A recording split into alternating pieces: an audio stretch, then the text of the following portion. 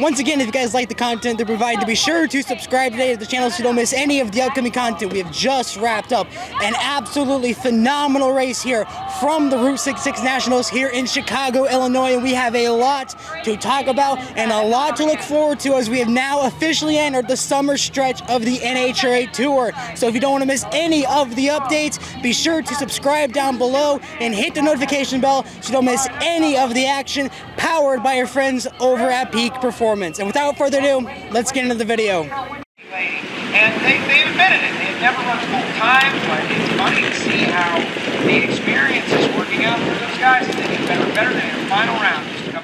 The final stop before the grueling summer stretch of the NHRA season wrapped up this afternoon as we closed out the Route 66 Nationals just outside of Chicago.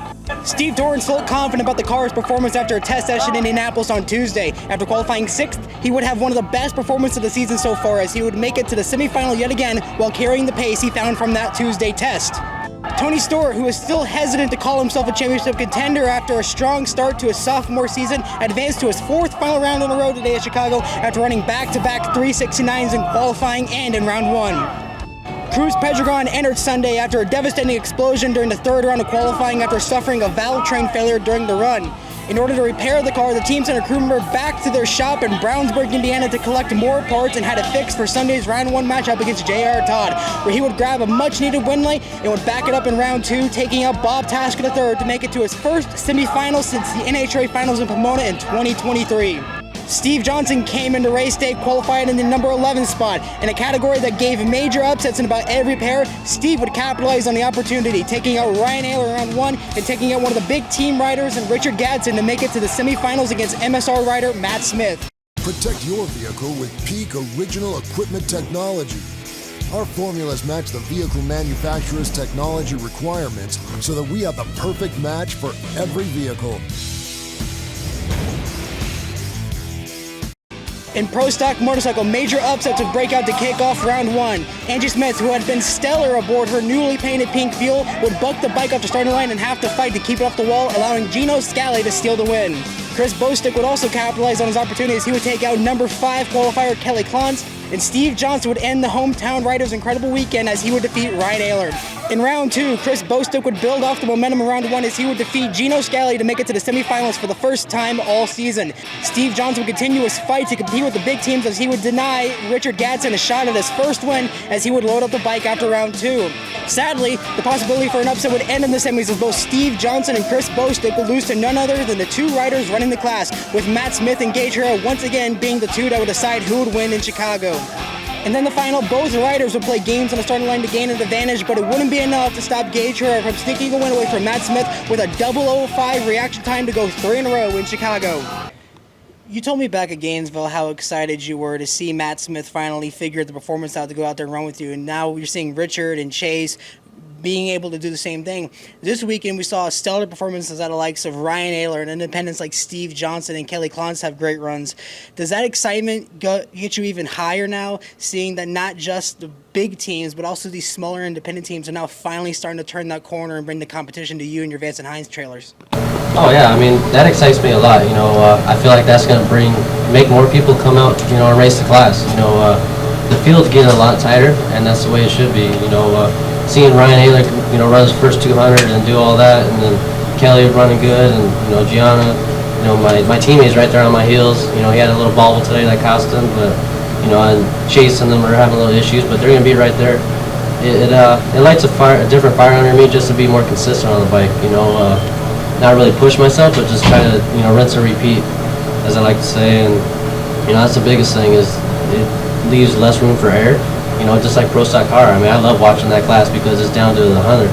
You know, every round it's all down to the tree. You know, you got Dallas and all those guys just mowing down the tree every run, and it comes down to that. And it'd be awesome to see Pro Stock motorcycle like that, and it'd be, you know, exciting for the fans, but way more exciting for the riders. So it definitely is exciting to see everyone pick up the pace and doing good. Chaos would continue for Funny Car in round 1 as Daniel Wilkerson would have issues backing the car up and would need the entire crew in the safety safari to help push the car back to the starting line where Tasker's team was waiting for them to arrive. Wilkerson would hit the gas pedal and would immediately go in smoke as Tasker would navigate his way to a round win. That energy would continue as, like mentioned earlier, after a crazy Saturday for Cruz Pedregon, he would finally see the light at the end of the tunnel as J.R. Todd's car would go up in smoke, allowing Cruz to steal round 1 victory for his team. And Chad Green would turn heads to close out round 1 as he would capture the quickest ET of the weekend with a 3.86.6. In round 2, luck would strike for both of the JFR Team Funny cars. Jack Beckman would be bailed out of a round loss when he smoked the tires before crossing the tree, but it wouldn't matter because Chad Green had jumped the tree by an entire day, giving away the win. Austin Prock would have the same luck as he would smoke the tires halfway down the track, but Paul Lee had left just 0.06 of a second early, costing him the win. And Cruz Pedregon would continue the momentum he found in round 1, as while Tasca tried to pedal the car down the track, Pedregon would run a 3.94 to take the round win to advance to the semifinals. Cruz Pedregon would be late to the starting line for a semifinal matchup against Jack Beckman, due to him being the last pair down in round 2 and the first out for the semis, giving them a short turnaround time. Cruz would have a shot at taking the win as Jack spun the tires, but Cruz's car randomly shut itself off while Jack pedaled his way to another final round appearance, where he would face his JFR teammate as Austin Prock would defeat Matt Hagan in a close head-to-head race. And in a close head-to-head race between the JFR teammates, Jack Beckman scored the win in a major hole-shot victory for Peak's hometown race. Back in November when you won the finals, you told me that winning the sponsor's home race was the most important win that you could get. This weekend you had every single OWI employee here, all 600 of them, wearing shirts with your name on it, and in your first time back at their home race, you win the sponsor event for the people who gave you a second shot at the funny car. Just talk about the significance of what that win means to you with everything surrounding it. Tom Hervis owns Old World Industries. I hadn't met him until we went out there on Wednesday and did the company meet and greet with all the employees. And one of the things he told me that really stuck with me, he said, people don't quit Old World Industries. We provide a work environment where people want to stick around. And Force was with us, and Tom said, tell me something about John in one word. And it was hard. I said, well, one of a kind with hyphens, does that count as one word? He says, no. And what we landed on was passionate. And Tom Hervis and John Forrest are very similar in that they're incredibly passionate about what they do. And all 623 of the Old World Industry employees were on the hood of the car. A couple hundred showed up this weekend, loved the fact that they could take a picture of their name on the hood of our car. Did we know we were going to win the race? You never know that, right? But we persevered. When it looked like we were really struggling, might be out of the game, we found a way to get it done. And that makes it all the more satisfying. You know, winning at your home track, your first win, winning at Indy, I don't know how you select what's the best win. But winning at a track that was off the tour, with the driver that was off the tour, with your sponsor's headquarters and all their employees on the hood, and a couple hundred of them out here, that's as good as it's ever been for me. Not much as notable would happen for Top Fuel in the opening round, as all the higher-seeded drivers would advance into the second round. However, a shout-out does need to be given to Lex June, who, despite having an engine explosion towards the finish, would still run a 397 at 255 miles an hour. And Cal Wurtzel would also score his best run of the weekend in a nail-biting loss to Sean Langdon with a 378.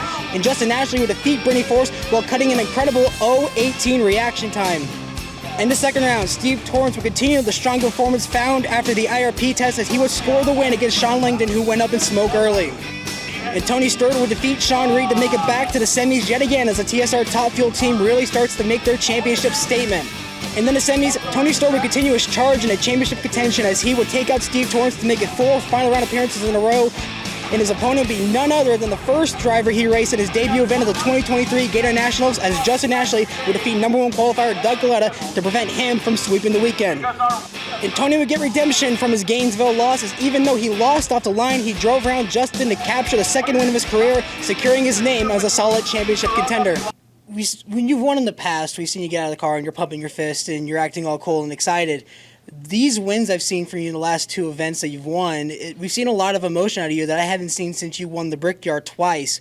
What is it about these wins that get you so emotional? What is so important about them to you? I make a big mistake of reading social media, which I think we all make very vital, critical mistakes by reading the keyboard warriors that are dumbasses that sit in their mother's basements and don't do a damn thing and haven't accomplished anything in their life, and tell you how bad you are at what you do. But they can't tell you to their face. I've never stood at the ropes and anybody come up there and go, you really are bad at this, and you should put your wife in the car. But I read it on the internet, that why is he driving the car? His wife's way better. She almost won a world championship. Now they can kiss my ass. They literally can kiss my ass, and I'll sit there and stick it out for them too. Because they don't do a damn thing. They've never accomplished anything in their life. They don't know how to work hard to be successful in anything. That's why they say the shit they say on the internet. And to sit there and have to fight and prove these people wrong, that's the pride I take now. That's the pride I'm leaving here with tonight. I'm going on vacation with Buddy Hall and his family. We're going and having a great week this week. I'm going to celebrate this. Because this is for all those people that say that I suck, I'm no good, I'm terrible, I've never been anything. This is for all those people. They don't have anything to show for it. I got 2 silver Wallies this year to show for it. We've proven these guys wrong. So they can say what they want to say now. Now they just look stupid when they say it. That's the pride I take in what we have, what we've done today, and what we're accomplishing. Hey, Tony, can you tell us how you really feel? I have trouble opening up and being honest and letting my emotions go. But, I took a lot of crap when Leah decided to make the change to get out of the car. I had shoulder surgery at the same time, and so I couldn't do anything for literally 6 weeks. And I sat there and spent way too much time reading stupid people's comments. And I let it get the best of me for a while, but at the same time, it was my motivation. These idiots don't realize the more they talk shit about me, the more they motivate me to be better. It's like, that's my best motivation. So I encourage them, keep doing it. Keep coming at me. The more you come at me, the more I'm going to prove you wrong, the more you're going to make me work harder to prove you wrong. So they're my best teammates. As for my final thoughts on the weekend, you can't ask for a better way to start out the summer stretch to the tour. An absolutely incredible national event, top to bottom here at the Route 66 Nationals in Chicago.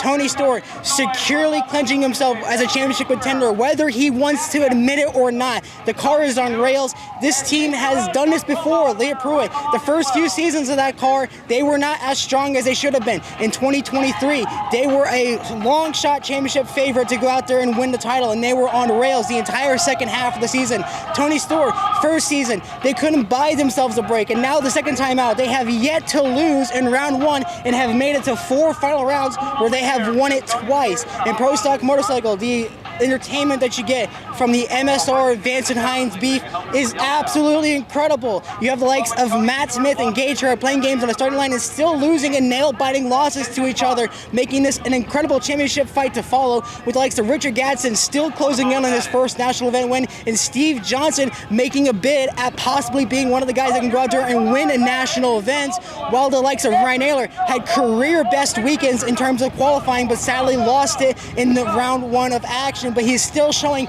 major improvements as the season rolls on. And in Funny Car, it is far and away becoming a fight between the 2 JFR cars of Austin Prock and Jack Beckham, but you cannot ignore what is going on in the rest of the field. Matt Hagan is quickly finding the feet under him to go out there and run with the big dogs. He is yet to win that first event of the season, but you know this team is right around the corner from finding it. J.R. Todd, a disappointing loss in round 1.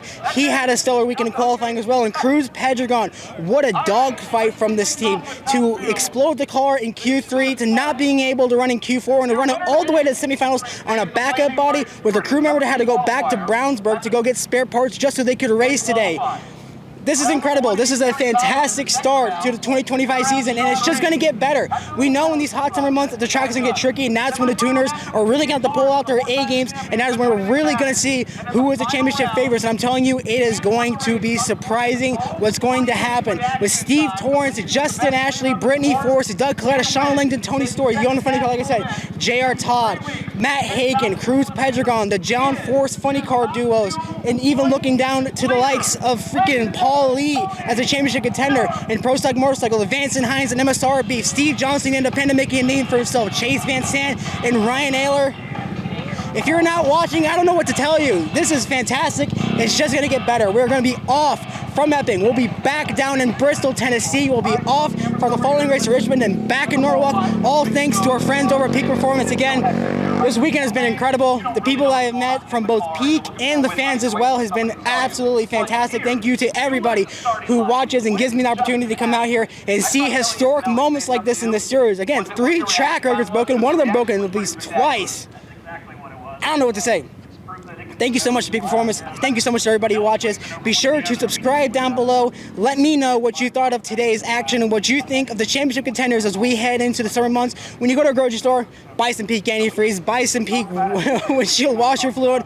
Our friends at Peak Performance have been incredible to us all weekend long. It's just going to get better as the season rolls on, as we get closer to the summer months of Bristol and Norwalk. And of course, who could forget the historic U.S. Nationals just 3 hours down the road. Man, I cannot wait to see how this season unfolds. Subscribe down below, hit the notification bell, follow me on all social media pages down below. Mighty Nitro on Facebook, Twitter, Instagram, and TikTok. Thank you so much for watching. Thank you to Peak Performance for sending me out here this weekend. And until next time, this is Mighty Mac. We'll see you next time.